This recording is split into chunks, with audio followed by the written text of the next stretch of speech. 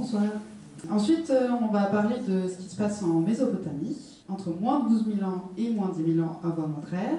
Voilà, peut-être qu'on parle maintenant de l'histoire plutôt que de la préhistoire. Hein. Oui. Lucas nous a plutôt fait référence aux périodes de la préhistoire. Et donc, nous nous trouvons entre le Tigre et l'Euphrate, sur une zone où il y a des riches plaines et surtout un temple qui est nommé Göbekli Tepe, qui est sûrement le témoin de la jonction historique entre les peuples chasseurs-cueilleurs et les peuples sédentarisés, pratiquant notamment l'agriculture et l'élevage. Et c'est ce qui vient de nous intéresser ici parce que l'essor de ces pratiques-là et l'essor des villes vont faire naître des nouvelles techniques de numération, notamment celle qu'on peut voir ici, qui est celle de la bourse d'argile ovoïde creuse. Et donc, c'est une bourse en argile scellée contenant un nombre de calculis. Les calculis, c'est des petits cailloux.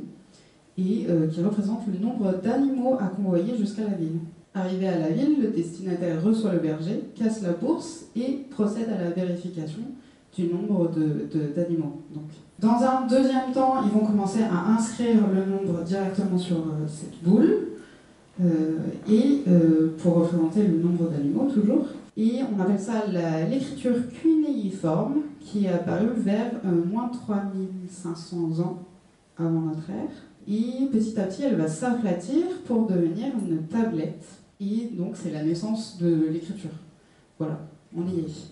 Mais le nombre est donc apparu avant l'écriture. Oui. On a commencé avec le nombre et l'écriture est venue ensuite, notamment pour représenter, là où vous avez la traduction, hein, c'est la représentation écrite d'un mouton, là d'un bélier, non, là plutôt d'un bélier, là de brebis, etc. Donc ensuite, on va parler du comptage avec les phalanges.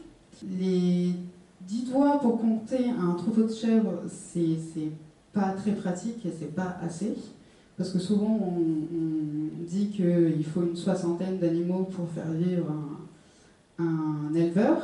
Et donc, le système des phalanges va faire naître le système sexagésimal, qui est un système positionnel que culturellement on a gardé, notamment dans les représentations du temps et des angles. Donc c'est toutes ces notions de 12, 60, 180 degrés. Donc le système de numération sexagésimale permet d'utiliser la main comme un abaque, avec les doigts et les phalanges qui respectent la règle de subitisation, ce qui permet de faire du calcul mental de la même façon que le boulier. Ce qui explique pourquoi les archéologues ne retrouvent pas sur les plaquettes d'argile des calculs directement écrits dedans. Ils faisaient les calculs avec les phalanges. Il y avait notamment, on a retrouvé des tablettes où il y a des exercices de maths qui sont résolus. A priori, sont des tablettes pédagogiques qui s'adressaient aux élèves, mais effectivement, il n'y a aucun calcul. Enfin, il y a le détail du calcul, mais le résultat était indiqué, mais pas le détail du calcul. Eh bien, tout simplement parce qu'on imagine que les calculs s'effectuaient avec les doigts et avec les phalanges. On peut s'amuser à faire du calcul mental, comme on le fait avec le système décimal. On peut s'amuser à le faire avec les phalanges, et ça fonctionne très bien. C'est-à-dire que comme il n'y a pas de quantité au-delà de 3 à mémoriser, eh bien, on peut faire du calcul mental en système sexagésimal sans aucune difficulté.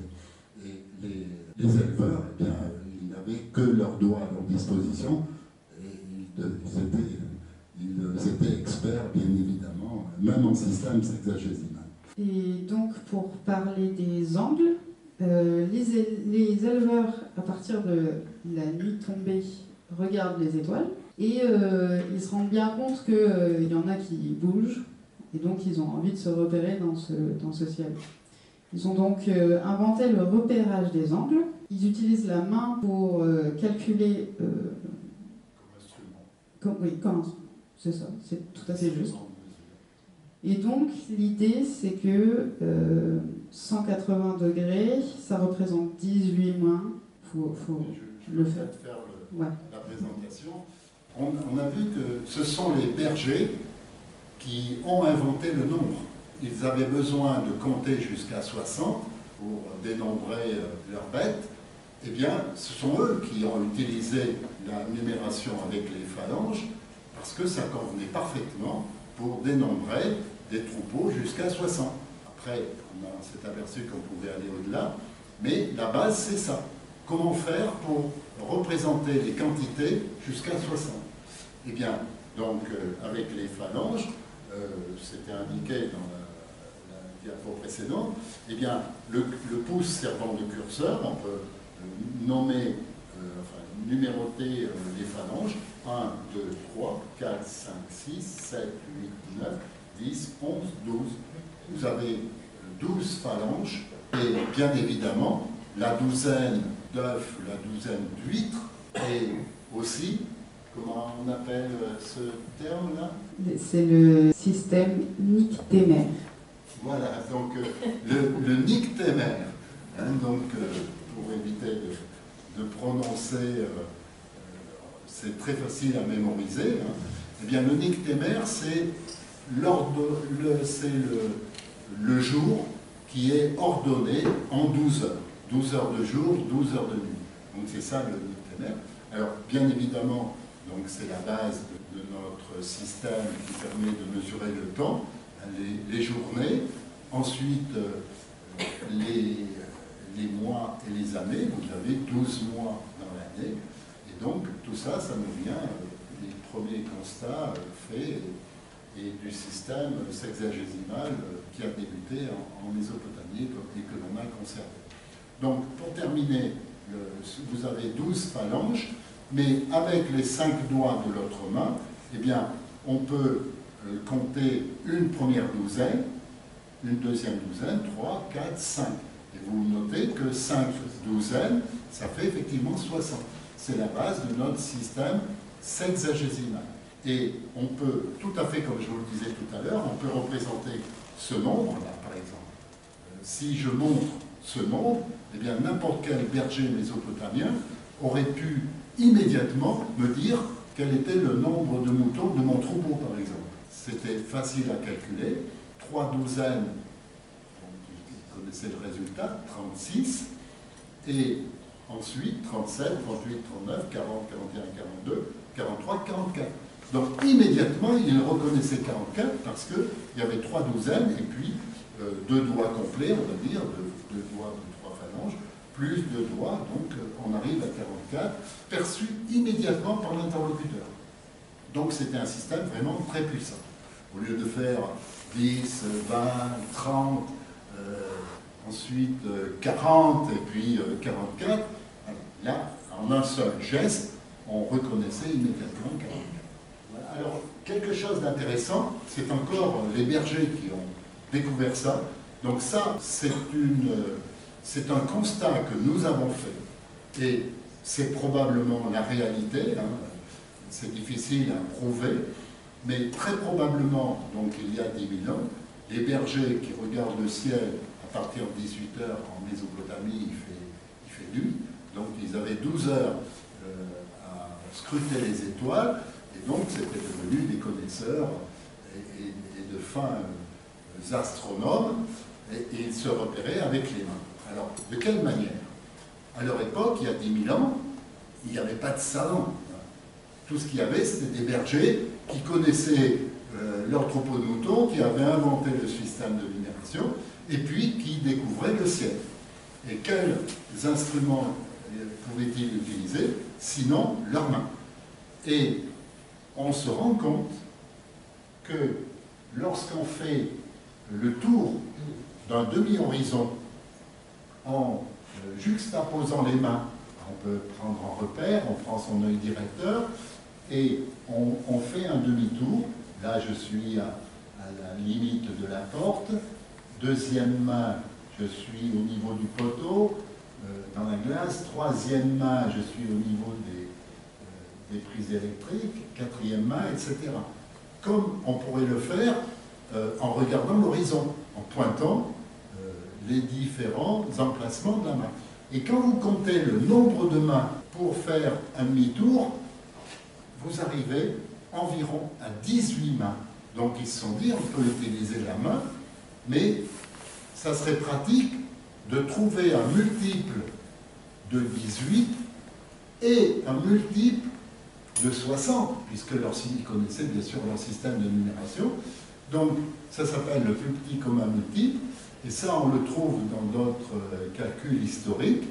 Donc cette recherche du plus petit commun multiple a donné eh bien, le fait que si on dit que la main a 10 degrés, eh bien on a 180. Et 180, ça correspond à 3 fois 60. Donc 180, c'est le plus petit commun multiple, qui est un multiple de la base 60, et qui est un multiple du nombre de mains. Donc ils en ont déduit que la main faisait 10 degrés. Alors quand vous allez voir sur Internet, vous voyez effectivement que la main a un angle apparent de 10 degrés. Sauf que on n'a pas choisi le fait que la main ait un angle apparent de 10 degrés, c'est l'utilisation de la main comme instrument qui a abouti au fait que la main a 10 degrés. Ce n'est pas les savants qui, par exemple à Ur, puisque là la civilisation s'est développée, ce n'est pas des savants de la ville de Ur qui ont choisi de dire que la main fait 10 degrés. Non, c'est les bergers qui ont constaté que ça irait très bien avec 10 degrés. Et donc, 10 degrés, 180 degrés, le tour complet, c'est 360 degrés. Et donc, quand on regarde sur Internet les explications qui sont données pour 360 degrés, c'est de toute évidence faux, puisqu'on dit, ils savaient que l'année avait 365 jours, donc en arrondissant, ça fait 360. Et effectivement, on s'en sort comme ça, mais ce n'est pas l'origine, ce n'est pas les savants qui se sont réunis il y a 3000 ans pour dire que la main fait 10 degrés et que l'angle du cercle c'est 360 degrés. Non, c'est des bergers qui, avec leurs mains, ont découvert le plus petit commun multiple entre 18, 180 et puis 60, et qui ont découvert que la main avec 10 degrés, c'est parfait, et donc l'unité d'angle a été réutilisée comme le dixième de la main. Voilà pour l'explication, et cette explication, avec le nombre de jours de l'année, elle ne tient pas, bien évidemment. Arrondir à 360 pour que les calculs tombent, pour que ça tombe bien, avec des multiples de 12, ça paraît peu probable. Merci Michel.